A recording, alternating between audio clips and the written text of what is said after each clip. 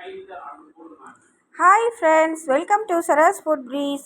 இன்றைக்கி நம்ம சேனலில் பிளெயின் குஸ்கா தான் பார்க்க போகிறோம். இந்த பிளெயின் குஸ்கா வந்து ரொம்ப சிம்பிளாக செய்யலாம், ரொம்ப ஈஸி செய்கிறது, ரொம்ப டேஸ்ட்டாகவும் இருக்கும். நம்ம வீட்டில் காய்கறி இல்லாத போது இந்த குஸ்கா செஞ்சு சாப்பிட்டோம்னா, வெறும் ரைத்தா மட்டும் வச்சு சாப்பிட்டோம்னா போதும். வெங்காய ரைத்தா ரொம்ப டேஸ்ட்டாக இருக்கும். அதுக்காக வந்து இப்போது நான் ஒரு 1.5 கிளாஸ் அளவுக்கு அரிசி பாஸ்மதி ரைஸ் எடுத்து நல்லா கழுவி ஒரு அரை மணி நேரம் ஊற வச்சு வச்சுருக்கேன். இப்போ இது கூடவே வந்து வெங்காயம், தக்காளி இதெல்லாம் பார்த்துடலாம். ஒரு பெரிய சைஸ் வெங்காயம் கட் பண்ணி வச்சுருக்கேன், 3 பச்சை மிளகாய் கட் பண்ணி வச்சுருக்கேன். அதுக்கப்புறம் ஒரு 2 டேபிள் ஸ்பூன் இஞ்சி பூண்டு பேஸ்ட்டு. நம்ம வந்து பொதுவாக எல்லா பிரியாணிக்குமே 1 டேபிள் ஸ்பூன் அப்படி போடுவோம். ஆனால் இந்த பிளெயின் குஸ்காக மட்டும் 2 டேபிள் ஸ்பூன் இஞ்சி பூண்டு பேஸ்ட்டு, ஒரு 2 கொத்து கருவேப்பிலை, ஒரு கைப்பிடி அளவுக்கு கொத்தமல்லி, ஒரு கைப்பிடி அளவுக்கு புதினா, 2 பெரிய சைஸ் தக்காளி கட் பண்ணி வச்சுருக்கேன். அதுக்கப்புறம் 2 டேபிள் ஸ்பூன் தயிர் எடுத்து வச்சுருக்கேன். இது கூடவே வந்து இந்த பட்டை, கிராம்பு, ஏலக்காய், சோம்பு, சீரகம் இதெல்லாமே எடுத்து ரெடியாக வச்சுருக்கோம். இப்போ நம்ம எப்படி செய்யலான்னு பார்க்கலாம் வாங்க.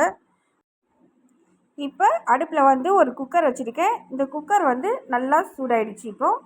இப்போ இதில் வந்து 1 டேபிள் ஸ்பூன் அளவுக்கு நெய் விட்டுருக்கேன். இது கூடவே ஒரு குழிக்கரண்டி அளவுக்கு எண்ணெய்.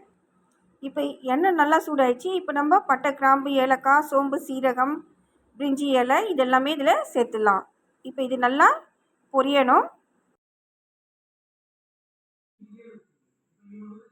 இப்போ இது நல்லா ஃப்ரை ஆகிடுச்சு. இப்போ ஒரு பெரிய சைஸ் வெங்காயம், 3 பச்சை மிளகாய் போட்டு இப்போ இது வந்து நல்லா ஃப்ரை பண்ணிக்கலாம். இது வந்து நல்லா கோல்டன் ஃப்ரை ஆகணும். நம்ம கிண்டிகிட்டே இருக்கக்கூடாது, அப்படியே விட்டோம்னா டக்குன்னு நல்லா ஃப்ரை ஆகிடும். இப்போ பாருங்கள், நல்லா ஃப்ரை ஆகிடுச்சு. இப்போ இது இருக்கட்டும். 3 நம்ம தக்காளி கட் பண்ணி வச்சுருக்கோம். இது கூடவே தக்காளி சேர்த்துக்கலாம். நம்ம வந்து இஞ்சி பூண்டு பேஸ்ட் வந்து தக்காளி ஃப்ரை ஆன பிறகு தான் சேர்க்க போகிறோம். ஏன்னா வந்து அந்த இஞ்சி பூண்டு பேஸ்ட் வந்து நம்ம இதில் போட்டோம்னா அந்த ஃப்ளேவரெல்லாம் வந்து அந்த பாத்திரத்துக்குள்ளே நல்லா ஒட்டிடும் குக்கர்லேயே. அதனால இப்போ வந்து தக்காளி உப்பு போட்டு நல்லா அந்த தக்காளி நல்லா மேஷ் ஆகிற அளவுக்கு நம்ம நல்லா ஃப்ரை பண்ணிக்கலாம்.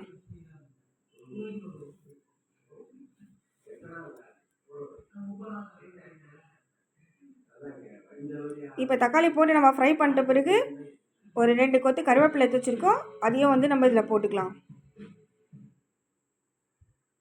இப்போ தக்காளி நல்லா மேஷ் ஆகி நல்லா ஃப்ரை ஆகிடுச்சு.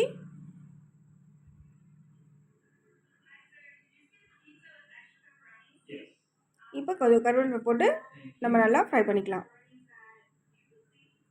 ஒரு 30 செகண்ட் ஃப்ரை பண்ணால் போதும். கருவேப்பிலை வந்து சீக்கிரமாக ஃப்ரை ஆகிடும். இப்போ நம்ம 2 டேபிள் ஸ்பூன் இஞ்சி பூண்டு பேஸ்ட் எடுத்து வச்சுருக்கோம், அது இதில் சேர்த்துக்கலாம். நம்ம ஏன் 2 ஸ்பூன் அதிகமாக போடுறோன்னா இந்த குஸ்கா வந்து இஞ்சி பூண்டு பேஸ்ட் தான் நல்லா ஃப்ளேவரும் நல்லா டேஸ்ட்டும் கொடுக்கும், அதனால தான். இப்போ இது நல்லா நம்ம ஃப்ரை பண்ணோம்னா ஒரு 1 மினிட்க்கு நல்லா ஃப்ரை பண்ணணும். அப்போ தான் அந்த இஞ்சி பூண்டு பச்சை வாசனை போச்சுன்னா போதும். அந்த அந்த குக்கர்லலாம் நல்லா ஒட்டாமல் நல்லா சூப்பராக ஃப்ரை ஆகிடும். நம்ம வெங்காயத்து கூட போட்டோம்னா எந்த ஃப்ளேவருமே அந்த பிரியாணியில் ஒட்டாது, குக்கர்லேயே ஃபுல்லாக ஒட்டிக்கும். அதனால இந்த மாதிரி போட்டோம்னா அந்த தக்காளி கூடவே இந்த நல்லா மேஷ் ஆகி நல்லா ஃப்ரை ஆகிடும். இப்போ இது ஆகிடுச்சு. இது கூடவே ஒரு 1/2 டீஸ்பூன் மஞ்சள்தூள் போட்டுக்கலாம். இது கூடவே 1 டேபிள் ஸ்பூன் அளவுக்கு மிளகாய் தூள் போட்டுக்கலாம். உங்களுக்கு காரத்துக்கு ஏற்ற மாதிரி போட்டுக்கோங்க. இது வந்து குழம்பு மிளகாய் தூள். இதில் வந்து மிளகு, சீரகம், வெந்தயம், அதுக்கப்புறம் காஞ்ச மிளகாய், தனியா எல்லாமே இருக்கும். அதனால தான் மிக்சட் மிளகாய் தூள். இது போட்டோம்னா நல்லா ஃப்ளேவராக நல்லா சூப்பர் டேஸ்ட்டாக இருக்கும். வேணால் காஷ்மீரி சில்லி கூட போடலாம், நல்லா கலராக வரும். இப்போ இது நல்லா ஃப்ரை ஆகிடுச்சு. இப்போ இது கூடவே நம்ம 2 டேபிள் ஸ்பூன் அளவுக்கு தயிர் எடுத்து வச்சுருக்கோம். இந்த தயிரையும் இதில் போட்டுக்கலாம். தயிர் போட்டு ஒரு 30 செகண்ட் நம்ம வதக்கி விட்டால் போதும், நல்லா வதங்கிடும்.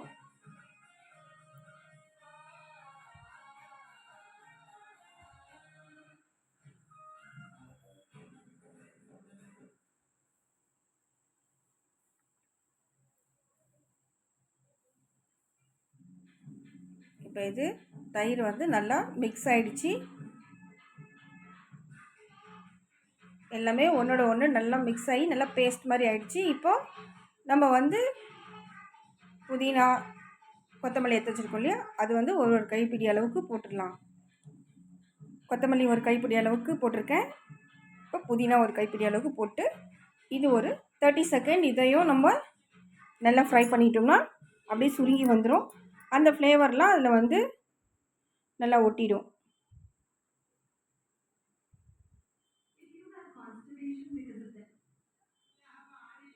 இப்போ இது நல்லா ஃப்ரை ஆகிடுச்சு. இப்போ நம்ம சுடு தண்ணி வந்து நான் வந்து 1.5 கிளாஸ் அரிசி எடுத்திருக்கேன். அதுக்கு 3 கிளாஸ் தண்ணி விடுறேன். அப்போ தான் நல்லா பளபளன்னும் இருக்கும், ரொம்ப குழஞ்சியும் இருக்காது, ரொம்ப ட்ரையாகவும் இருக்காது. நம்ம சாப்பிடும்போது நல்லா சாஃப்டாக இருக்கும். ரைஸும் வந்து உடையாமல் இருக்கும். இப்போ இது நல்லா மிக்ஸ் பண்ணிவிட்டு நான் சுடு தண்ணி தான் ஊற்றிருக்கேன். இருந்தாலும் நல்லா சலசலன்னு கொதிச்ச பிறகு தான் நம்ம அரிசியை போடணும். அரிசி வந்து நல்லா வடிகட்டிடணும். கொஞ்சம் கூட அரிசியில் தண்ணி இருக்கக்கூடாது. ஏன்னா இது வந்து பாஸ்மதி ரைஸு. நம்ம வேறு அரிசி போட்டோம்னாலும் எவ்வளோ தண்ணி வச்சோம்னாலும் அது உறிஞ்சிடும். இது பாஸ்மதி ரைஸ்க்கு கரெக்டான அளவோடு தண்ணி வைக்கணும். அப்போ தான் வந்து ரைஸ் நல்லா பளபளன்னு நல்லா இதுவாக வரும், உதிரியாக வரும். இப்போ நல்லா கொதிக்குது தண்ணி. இப்போ இது நல்லா மிக்ஸ் பண்ணி விட்டுட்டு நம்ம அரிசி நல்லா வடிகட்டி வச்சுருக்கோம், அது இதில் போட்டுலாம் உப்பு காரம்லாம் செக் பண்ணிக்கலாம். இப்போ இதில் வந்து உப்பு கொஞ்சம் கம்மியாக இருக்குது, உப்பு சேர்த்துக்கலாம். உப்பு சேர்த்துட்டு நல்லா மிக்ஸ் பண்ணி விட்டுட்டு இப்போ நம்ம அரிசி வந்து வடிகட்டி வச்சுருக்கோம், அதையும் இதில் போட்டுக்கலாம்.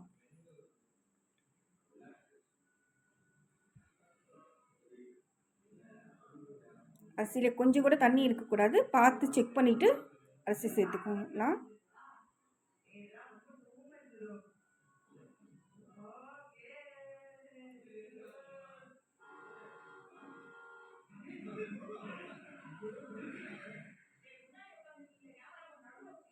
இப்போ நல்லா மிக்ஸ் பண்ணி விட்டுடலாம்.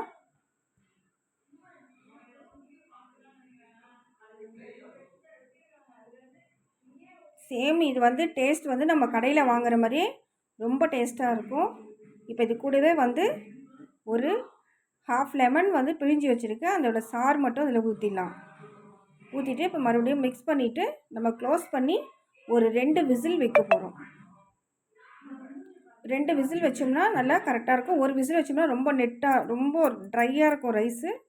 அதனால நம்ம 2 விசில் வைக்க போகிறோம். கொஞ்சோண்டு கொத்தமல்லியும் புதினாவும் போட்டு இப்போ க்ளோஸ் பண்ணிடலாம். 2 விசில் வந்த பிறகு நம்ம செக் பண்ணலாம்.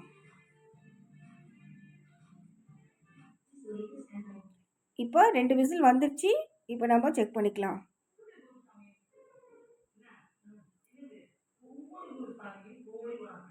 பாருங்கள், இப்போ நல்லா எல்லா ரைஸுமே நல்லா சாஃப்டாக வெந்திருக்கு. ரொம்ப ட்ரையாக இருந்தாலும் நம்ம சாப்பிட்டோம்னா ஜீரணம் ஆகாது. இந்த மாதிரி நல்லா சாஃப்டாக நம்ம செஞ்சு சாப்பிட்லாம். இது கூடவே வந்து 1 டேபிள் ஸ்பூன் அளவுக்கு நெய் விட்டாச்சு. கொஞ்சம் கருவேப்பிலை, கொஞ்சம் கொத்தமல்லி, கொஞ்சம் புதினா போட்டு நம்ம மிக்ஸ் பண்ணி சாப்பிட வேண்டியது தான். இப்போ நான் மிக்ஸ் பண்ணுறேன் பாருங்கள், ஒரு ரைஸ் கூட உடையாமல் எல்லாமே ஒன்று போல் நல்லா சூப்பராக சாஃப்டாக வெந்திருக்கும். பாருங்கள் எவ்வளோ சூப்பராக வந்திருக்கு. எதுவுமே குழையாமல் ரொம்ப ட்ரையாக இல்லாமல் நல்லா சூப்பராக பளபளன்னு இருக்குது. நம்ம எடுத்து சாப்பிடும்போது நல்லா இதுவாக இருக்கும். இப்போ பாருங்கள், நான் சர்வ் பண்ணி காமிக்கிறேன். எவ்வளோ சூப்பராக வந்திருக்கு பாருங்கள். இதில் ஃபுல்லாக ஃப்ளேவராக இருக்கும், நல்லா காரசாரமாக எல்லாமே டேஸ்ட்டாக இருக்கும். நீங்களும் ட்ரை பண்ணி பாருங்கள், உங்களுக்கும் பிடிக்கும். நம்ம வெளியே வாங்கி சாப்பிட்றத விட நம்ம வீட்டில் செஞ்சு சாப்பிட்டோம்னா ரொம்ப டேஸ்ட்டாக இருக்கும். நீங்களும் ட்ரை பண்ணி பாருங்கள், உங்களுக்கும் பிடிக்கும். இந்த வீடியோ பிடிச்சிருந்தால் லைக் பண்ணுங்கள், ஷேர் பண்ணுங்கள், சப்ஸ்கிரைப் பண்ணுங்கள். Thank you friends. டாடா.